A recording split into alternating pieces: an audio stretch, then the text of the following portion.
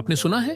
भारतीय reserve bank RBI ने अपनी फॉरेक्स रिजर्व से सारे डॉलर बेच डाले और ये खबर सुनते ही पश्चिमी देशों में हड़कंप मच गया है। यह कदम भारतीय अर्थव्यवस्था के लिए एक गेम चेंजर साबित हो सकता है और पूरी दुनिया को सोचने पर मजबूर कर सकता है। अब सवाल उठता है कि आरबीआई ने ऐसा कदम क्यों उठाया? क्या भारत अब डॉलर के डोमिनेंस को चुनौती देने की तैयारी में है? आइए जानते हैं इस कदम के पीछे की पूरी कहानी और क्यों ये कदम पूरी दुनिया में कोहराम मचा रहा है।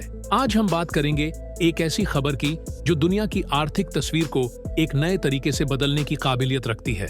यह सिर्फ आंकड़ों और नंबरों तक सीमित नहीं है, बल्कि यह हमारी अर्थव्यवस्था की ताकत और भारतीय रिजर्व बैंक की चतुराई से भरी एक खबर है। आप सोच रहे होंगे, क्या यह कोई साधारण सी बात हो सकती है? पर जरा ठहरिए और सोचिए। जब पूरी दुनिया की बड़ी बड़ी करेंसीज अमेरिकी डॉलर के सामने गिरती जा रही हैं, यूरो और पाउंड भी अपनी चमक खो रहे हैं, तो हमारा भारतीय रुपया कैसे खुद को संभाल पाया? क्या कोई जादू था या कुछ और? यह सवाल आपको चौंका सकता है, लेकिन दोस्तों, जवाब और भी दिलचस्प है। क्या आपने कभी सोचा है कि रुपया सिर्फ मामूली सी चोट के साथ खड़ा क्यों है और बाकी करेंसीज का क्या? क्यों वे औंधे मुंह गिर रही हैं और रुपया खड़ा है? यह सवाल अब आपकी क्यूरियोसिटी को और बढ़ा रहा होगा। तो दोस्तों, पिछले कुछ महीनों में आरबीआई ने एक ऐसा दांव खेला है जिसने पूरी दुनिया का ध्यान खींच लिया। आरबीआई ने फॉरेक्स मार्केट में अपनी मौजूदगी का ऐसा जादू दिखाया कि इंडियन रुपये को गिरने से रोक लिया। क्या आप जानते हैं कि यह उतना आसान नहीं था? इसके लिए आरबीआई को अपने फॉरेक्स रिजर्व्स के खजाने का बड़ा हिस्सा खोलना पड़ा। सोचिए, जो डॉलर्स दुनिया भर के देशों के लिए संपत्ति माने जाते हैं, आरबीआई ने उन्हें बेचने का बड़ा फैसला लिया। लेकिन क्यों?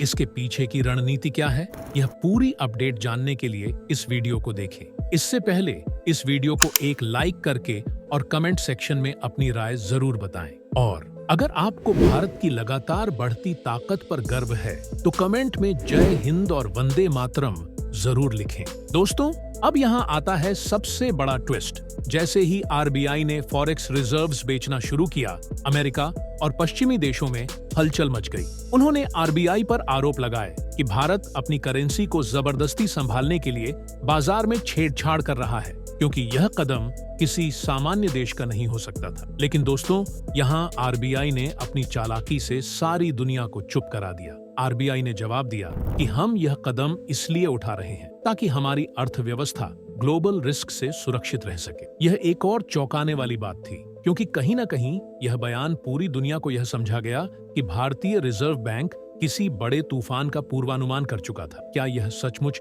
दूरदर्शिता थी या सिर्फ एक संभावित संकट से बचने का तरीका? सवाल तो यही है दोस्तों, क्या हम भी कभी समझ पाएंगे कि इस तरह के कदम के पीछे छिपी कोई गहरी रणनीति है? आरबीआई ने न सिर्फ डॉलर बेचे, बल्कि उसने अपने फॉरेक्स रिजर्व्स को एक अलग तरीके से भी मजबूत किया, सोने की खरीदारी। जी हाँ, पिछले कुछ सालों में आरबीआई ने इतना सोना खरीदा कि अब यह 840 टन से ज्यादा हो गया है। इस कदम ने न सिर्फ हमारी करेंसी को संभाला, बल्कि इन्फ्लेशन के खिलाफ एक सुरक्षा कवच भी तैयार किया। सोचिए, अगर डॉलर का प्रभुत्व खत्म हो जाता है तो क्या स्थिति होगी? अब आप सोच रहे होंगे कि इतने बड़े बड़े कदम उठाने के बाद भी क्या यह सब कारगर रहा? तो इसका जवाब छिपा है आंकड़ों में। बाकी देशों की करेंसीज के मुकाबले भारतीय रुपया गिरा तो सही, लेकिन बहुत कम, और यही बताता है कि आरबीआई की रणनीति कितनी मजबूत थी। क्या सचमुच यह एक गेम चेंजिंग कदम था? तो दोस्तों, आरबीआई की इस चालाकी ने भारत को एक ऐसा मुकाम दिया है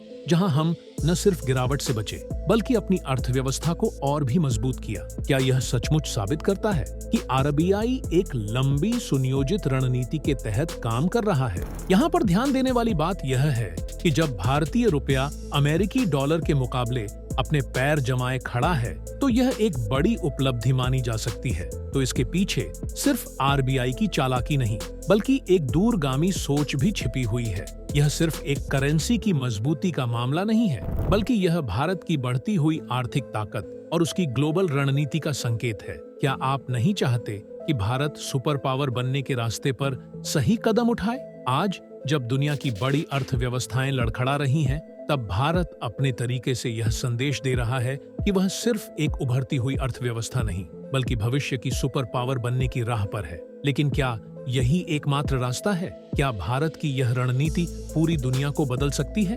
अब बात करते हैं गोल्ड रिजर्व की। यह कदम हमें एक दिलचस्प भविष्य दिखाता है। सोचिए, अगर अगले कुछ सालों में डॉलर अपनी ग्लोबल पोजीशन खो देता है, जो कि बहुत संभव है क्योंकि कई देश अब डॉलर की बजाय दूसरे विकल्पों पर विचार कर रहे हैं, तो भारत पहले से ही तैयार रहेगा। सोने का बढ़ता हुआ भंडार भारत को उस स्थिति में पहुंचा सकता है जहां उसकी करेंसी और भी मजबूत हो सकती है। क्या आप तैयार हैं?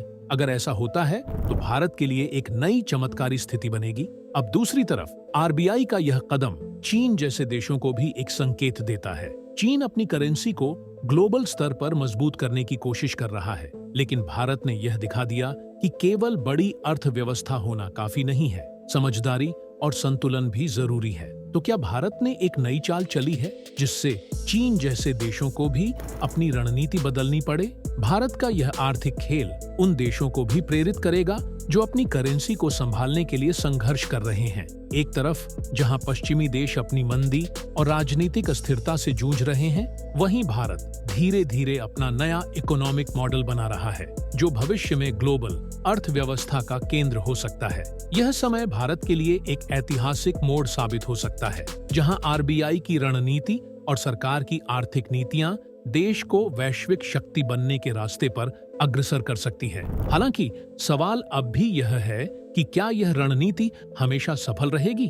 अगर भारत अपनी गति बनाए रखता है और समय समय पर नई नीतियों को लागू करता है, तो आने वाले वर्षों में भारतीय रुपया केवल स्थिर नहीं रहेगा, बल्कि डॉलर के मुकाबले अपनी ताकत भी बढ़ा सकता है। भारत के पास एक अवसर है जिसे यदि सही तरीके से भुनाया जाए तो वह सिर्फ एक उपभोक्ता अर्थव्यवस्था से बाहर निकलकर एक बड़ा निर्यातक बन सकता है। भारतीय रिजर्व बैंक और सरकार द्वारा उठाए गए कदमों से यदि विदेशी मुद्रा भंडार और सोने की खरीदारी में वृद्धि होती रहती है, तो भारतीय रुपया डॉलर पर अपनी निर्भरता धीरे धीरे कम कर सकता है। साथ ही डॉलर के प्रभुत्व को चुनौती देने का मौका भी भारत के पास है।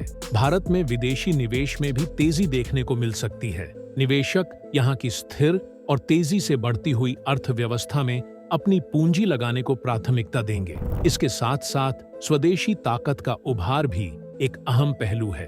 भारत आत्मनिर्भर बनने के रास्ते पर बढ़ते हुए मैन्युफैक्चरिंग और टेक्नोलॉजी के क्षेत्र में नई ऊंचाइयों तक पहुंच सकता है। यदि भारत यह रास्ता सही तरीके से तय करता है, तो आने वाले समय में भारत की आर्थिक शक्ति और मुद्रा दोनों मजबूत हो सकते हैं। आपकी क्या राय है? क्या भारत इस दिशा में सही कदम उठा रहा है? साथ ही अगर आपको यह वीडियो इम्पोर्टेंट एंड इंफॉर्मेटिव लगा हो, तो इसे अपने दोस्तों और परिवार के साथ जरूर शेयर करें, ताकि और लोग भी इस जानकारी से अवगत हो सकें। साथ ही चैनल को सब्सक्राइब करें ताकि आपको ऐसे अपडेट मिलते रहें। दोस्तों, हम सब मिलकर इस बदलाव का हिस्सा बन सकते हैं और भारत की आर्थिक वृद्धि में योगदान दे सकते हैं। अपने विचार और सुझाव कमेंट में जरूर साझा करें, ताकि हम सभी मिलकर इस दिशा में कदम बढ़ा सकें।